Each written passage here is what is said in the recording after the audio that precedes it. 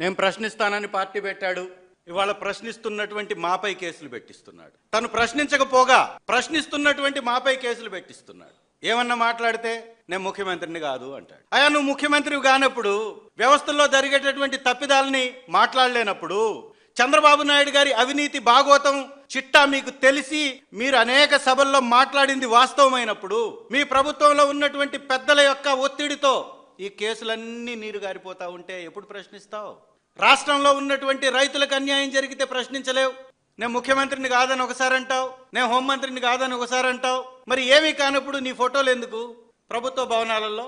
నువ్వేమీ చేయలేనప్పుడు నీ పర్యటనలు ఎందుకు? దానికి హెలికాప్టర్లు ఎందుకు? దానికి ఖర్చు ఎందుకు? నీ వల్ల ఉపయోగం లేనప్పుడు, నీ వల్ల దమ్మిడి ఆదాయం లేనప్పుడు, నువ్వు ఏ వ్యవహారంలో మాట్లాడలేనప్పుడు, నువ్వు ఎవరిని ప్రశ్నించలేనప్పుడు ప్రశ్నిస్తానని పెట్టినటువంటి పార్టీ ఎందుకు ఇంత దుర్మార్గం చేస్తూ, ఇంత అవినీతికి పాల్పడుతూ, కాగ్ లాంటి వ్యవస్థలు తప్పుబట్టినటువంటి కేసుల్ని నీరుగారుస్తుంటే మాట్లాడవా?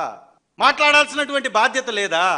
చంద్రబాబు నాయుడు గారి మీద కేసులన్నీ ఎత్తివేస్తుంటే, ఎవరైతే అధికారులు గతంలో 2014 నుంచి 19 వరకు తప్పులు చేశారనే వారిపై చర్యలు తీసుకున్నారు, అదే అధికారులను తీసుకొచ్చుకొని వాళ్ళ ప్రభుత్వంలో పనిచేయించుకుంటూ ఉంటే మాట్లాడలేనటువంటి మీరు ఈ రాష్ట్రానికి డిప్యూటీ ముఖ్యమంత్రిగా అవసరమా?